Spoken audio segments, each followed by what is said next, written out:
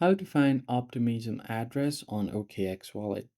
Hey guys, in this tutorial, I'll show you how you can easily find your Optimism wallet address on OKX. First thing you have to do is open up your OKX and make sure that you're logged into your account. Then you want to tap on the deposit button right here on the home screen, and you can select your crypto here. If you find Optimism right here on top, you can just select it, or you can use the navigation bar at the right side that lists all of the crypto in alphabetical order, or you could just use the search bar on top and search for Optimism. Tap on Optimism, and then here from you're just going to have to select a deposit network. Once you've selected it, you can find your deposit address right here. Now you can send it to your sender, and just make sure that the sender enters the right address, because if there is anything wrong with it, the asset will be lost on the way and it won't reach you.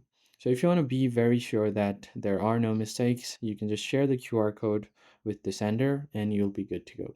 So that's pretty much it, guys. I hope this tutorial was helpful, and I'll catch you guys on the next one.